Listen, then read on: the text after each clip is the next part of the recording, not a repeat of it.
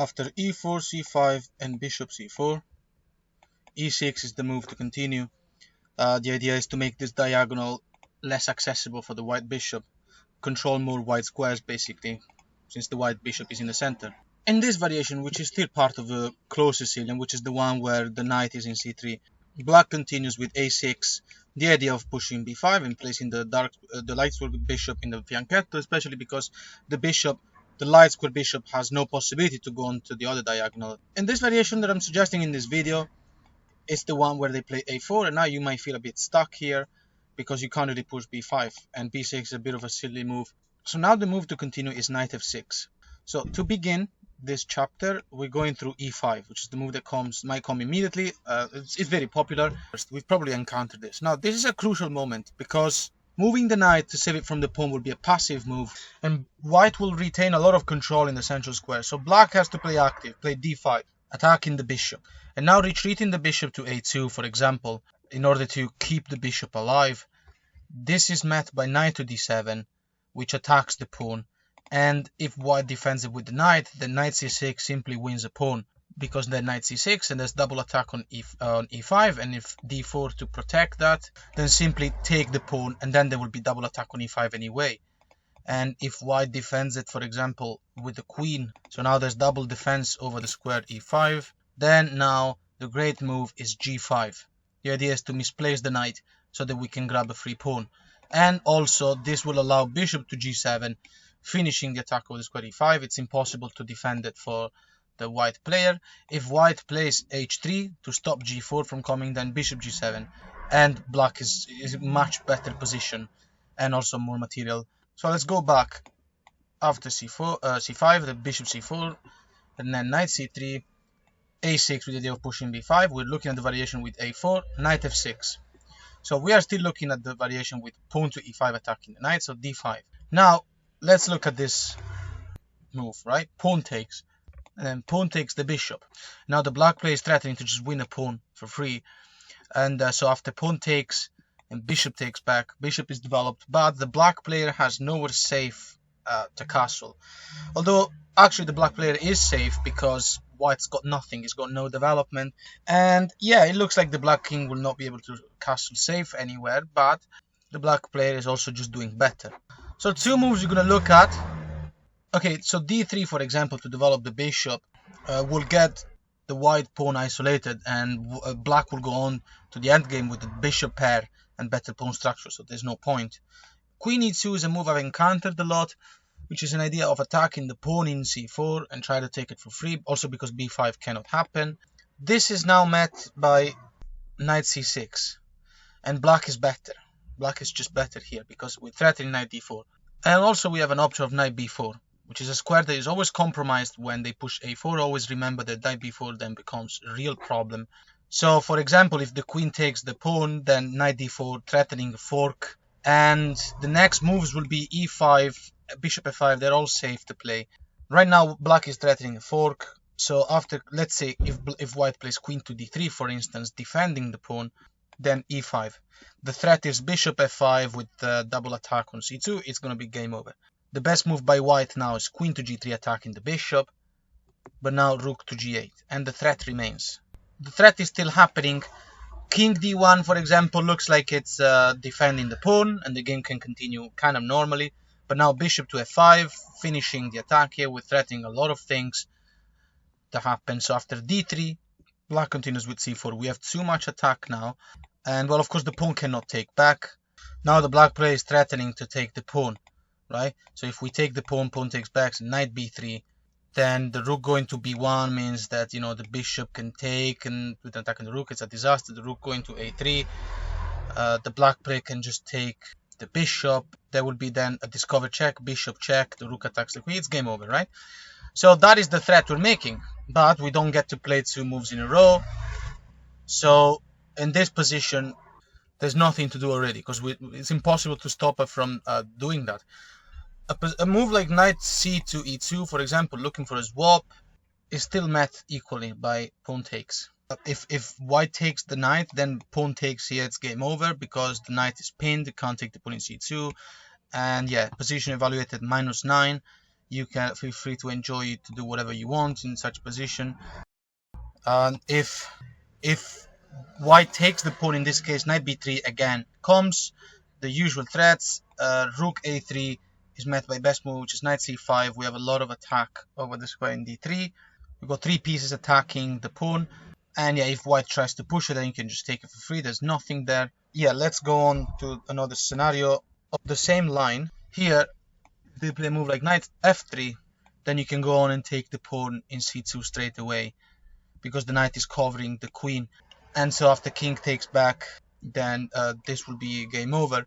So yeah, position is falling apart for white. So back from the start, bishop c4, e6, and then knight c3, a6. We're going to go through other variations as well where b5 can happen, but let's continue with this one for the moment. a4 to stop b5, knight f6, pawn pushes to e5. We attack the bishop. So when they take, we take. Best by white is to take, we take. And earlier we went through queen e2. The best move according to the engine is queen to g4, which kind of does the same, but it also adds an attack on the bishop.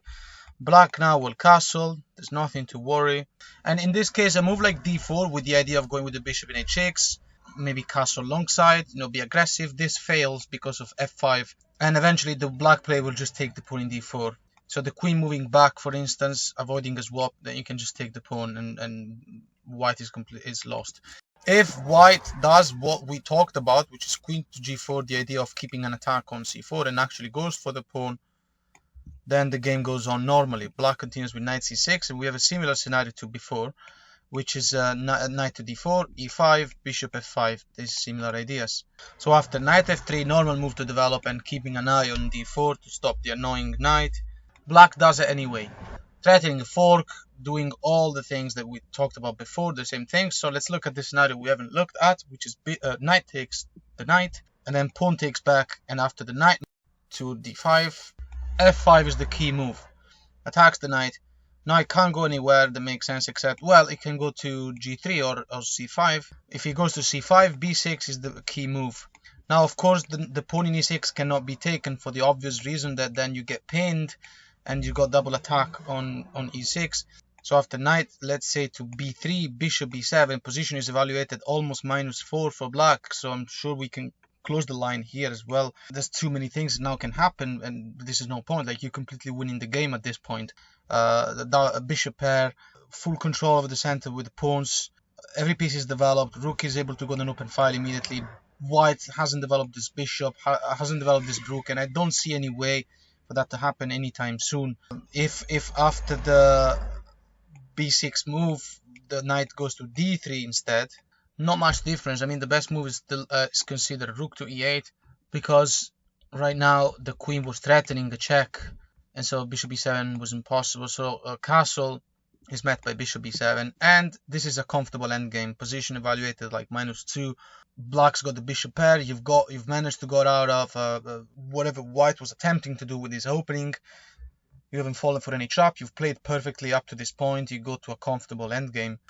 One more variation I want to show is after bishop c4, e6, knight c3, and a6, white plays a4 to stop b5, and so now knight f6, pawn goes to e5, d5, pawn takes, and after pawn takes and bishop takes, we are looking at queen g4, which is the best move according to the engine, targeting 2 pieces.